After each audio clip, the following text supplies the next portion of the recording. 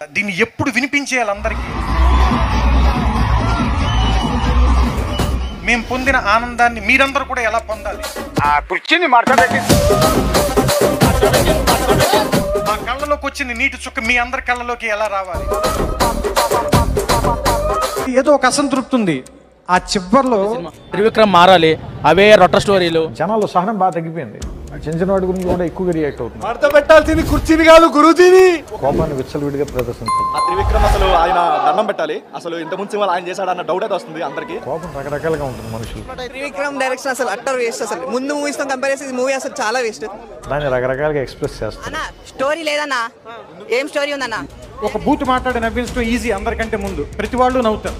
దాన్ని వెతికి మళ్ళీ ఇక్కడ రాయడం తప్ప మనం కొత్తగా రాయడానికి అయితే ఏమీ లేదు. నాకు కొత్త రాత రాయగలవు, ఏం రాయమంటావు? అవి కొత్తగా ఏం రాయమంటావు? దాన్ని వెతికి మళ్ళీ రాయటమే. పర్సనల్ గా నేను మహేష్ బాబు ఫ్యాన్. కానీ ఏంటంటే ఈ త్రివిక్రమ్ తో దిగడం వల్ల మహేష్ బాబు ఇప్పుడు ఇంతకు ముందు పవన్ కళ్యాణ్ చెడగొట్టిండు అజ్ఞాతవాసి తీసుకొని, ఇప్పుడు మళ్ళీ మహేష్ బాబుని తీసుకొని ఇంకో సినిమా చెడగొట్టిండు.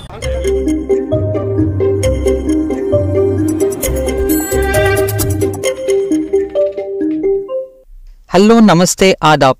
థంబ్నెయిల్ అండ్ ఇంట్రో చూసాక ఇప్పటికే మీకు టాపిక్ అర్థమైపోయి ఉండాలి. త్రివిక్రమ్ గారు డైరెక్టర్ అవ్వకముందే స్టోరీ అండ్ డైలాగ్ రైటర్. ఈ విషయం అందరికీ తెలిసిందే అనుకోండి. అయితే ఈ వీడియోలో మనం ఎక్కువ ఎంఫసైజ్ చేసేది తన రైటింగ్ పైన అండ్ అలాగే రీసెంట్ గా వచ్చిన మూవీ సాంగ్స్ పైన. తన డైరెక్షన్ మూవీస్ కి ముందే నువ్వే కావాలి, స్వయంవరం, చిరునవ్వుతో, నువ్వు నాకు నచ్చావు, మన్మధుడు, మల్లీశ్వరి లాంటి మూవీస్ కి తన పెన్ పవర్ ఏంటో ఆల్రెడీ చూపెట్టారు. అసలు ఆ మూవీస్ లో డైలాగ్స్ ఉంటాయి. ఒక్కో డైలాగ్ ఒక్కో డైమండ్ అనొచ్చు. ఒక్కసారి కొన్ని డైలాగ్స్ క్విక్ గా గ్లాన్స్ వేసేద్దాం. రంగరావు గారు, జస్ట్ మినిట్. కన్న తల్లిని, గుళ్ళో దేవుణ్ణి మనమే వెళ్లి చూడాలి.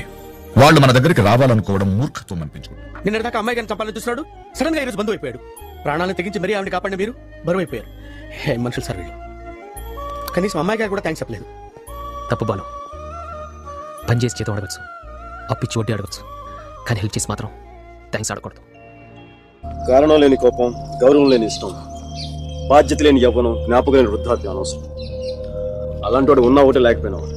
ఒక్క విషయం గుర్తుపెట్టుకో, మనుషులు పుట్టాకే సాంప్రదాయాలు పుట్టాయి, సాంప్రదాయాలు పుట్టాక మనుషులు పుట్టలేదు. దేవుడు డెఫినేషన్ అర్థమైపోయింది భయ్య. ఆడెక్కడ పైన ఉండడు, నీలోను నాలోను ఇక్కడే ఉంటాడు. అవతలోడు సాయం కోసం అడిగినప్పుడు పాపం లోపల నుంచి బయటకు వస్తాడు. అప్పుడు 100 ఏంటి, లక్షలు కోట్లు కూడా ఇస్తారు. ఏదనుకుంటే అది అయిపోద్ది. ఒకటి చెప్పినానందు, మనం గెలిచినప్పుడు చప్పట్లు కొట్టేవాళ్ళు, మనం ఓడిపోయినప్పుడు భుజం తట్టేవాళ్ళు, నలుగురు లేనప్పుడు ఎంత సంపాదించినా ఎంత పోగొట్టుకున్నా తేడా. గొంతులో ఉన్న మాట అయితే నోటితో చెప్పచ్చు, కానీ గుండెలో ఉన్న మాట కళ్ళతోనే చెప్పగలం. మనం బాగున్నప్పుడు లెక్కలు మాట్లాడే, కష్టాల్లో ఉన్నప్పుడు విలువలు మాట్లాడకూడదు సార్. కరెక్ట్ కాదు. ఆ స్టోరీస్ అండ్ డైలాగ్స్ తో మనకి ఒక అరుదైన గురించి దొరికారు. తన రైటింగ్ స్టైల్ అండ్ నాలెడ్జ్ కి అందరూ నెత్తిన పెట్టేసుకున్నారు. ఆ మూవీ స్టోరీస్ అండ్ డైలాగ్స్ చూస్తే త్రివిక్రమ్ పైన ఒక రకమైన రెస్పెక్ట్ ఉండేది. బట్ రీసెంట్ టైమ్స్ లో ఎందుకు మనం అలాంటి ఇంపాక్ట్ఫుల్ స్టోరీస్ కానీ ఆర్ థాట్ఫుల్ డైలాగ్స్ కానీ త్రివిక్రమ్ నుండి చూడలేకపోతున్నాం? త్రివిక్రమ్ గారి లాస్ట్ బెస్ట్ డైలాగ్ ఏదో మీకు గుర్తుందా? ఈవెన్ తను డైరెక్ట్ చేసిన మూవీస్ లో స్టార్టింగ్ డిఫరెంట్ అటెంప్ట్స్ ని చూసాం. నువ్వే నువ్వేలో ఒక strong father and daughter emotion, అతడులో highly technically sound action, Jalsa and Khaleja movies లో కూడా తనదైన మార్క్ని మనం చూస్తాం. బట్ అత్తారింటికి దారేది మూవీ తర్వాత అదే రకమైన ప్లాట్ ని and same kind of treatment ని అందిస్తున్నారని నా ఒక్కడి కంప్లైంట్ కాదు, మూవీ లవర్స్ అందరి కంప్లైంట్స్. అండ్ రీసెంట్ టైమ్స్ లో తన మార్క్ డైలాగ్స్ కూడా మనకి వినిపించడం లేదు. ప్రాస పేరుతో పసలేని డైలాగ్స్ మన ముందుకు వదులుతున్నారు. ఇవన్నీ చూస్తుంటే త్రివిక్రమ్ లో ఉన్న ఒక మంచి రైటర్ ప్రాపర్ రెస్ట్ లో ఉన్నట్టు అనిపిస్తుంది. But it's really high time now. Guntur కారం చూసిన ఆల్మోస్ట్ అందరిలో మెయిన్ కంప్లైంట్ వచ్చేసి Trivikram story and dialogues. Same అదే స్టోరీని అటు ఇటు తిప్పి మళ్లీ ప్రజల ముందుకు తీసుకొచ్చారనేది ఒక చేదు వాస్తవం. అయితే దీనికి కారణమేంటి? ఇప్పటికీ కూడా తెలుగు ఇండస్ట్రీలో తనకి ఉన్నంత నాలెడ్జ్ వేరే ఏ డైరెక్టర్ అండ్ రైటర్స్ కి లేదు, ఇది వాస్తవం. బట్ త్రివిక్రమ్ ఎందుకు అదే జోన్లో అదే సేఫ్ స్టోరీస్తో మన ముందుకు వస్తున్నారు? ఒకప్పుడు తను తీసిన అతడు, కలేజా అండ్ జల్సా ఒక ఎక్స్పెరిమెంటల్ మూవీస్. అలాంటి ఎక్స్పెరిమెంట్స్ ని త్రివిక్రమ్ ఎందుకు కంప్లీట్ గా ఆపేశారు? త్రివిక్రమ్ గారు సెల్ఫ్ అనలైజ్ చేసుకోవాల్సిన టైం వచ్చేసింది. ఒకప్పుడు తన మూవీస్ లో సాంగ్స్ కి మంచి లిరికల్ వాల్యూస్ ఉండేవి. బట్ గుంటూరు కారంలో ఒక మేమ్ రిఫరెన్స్ తో సాంగ్ రావడం అనేది ఒక బిగ్ షాక్. త్రివిక్రమ్ లాంటి డైరెక్టర్ అండ్ మహేష్ లాంటి సూపర్ స్టార్ కి ఈ మేమ్ రిఫరెన్స్ తో సాంగ్ అవసరమంటారా? ఓకే, ఫ్యాన్స్ కి హుషారు తెప్పియడానికి ఆ సాంగ్ పెట్టారు అనుకుందాం, బట్ ఈజ్ ఇట్ నెసెసరీ?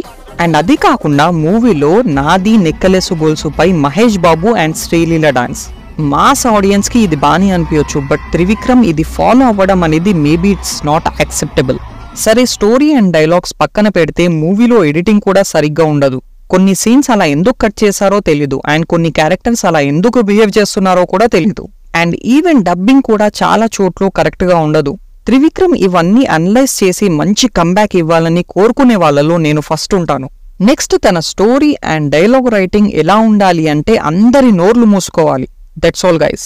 మళ్ళీ ఇంకో ఇంట్రెస్టింగ్ వీడియోతో కలుద్దాం. వీడియో నచ్చితే గనక లైక్ అండ్ సబ్స్క్రైబ్ చేసుకోవడం అస్సలు మర్చిపోకండి friends. Thanks to one and all.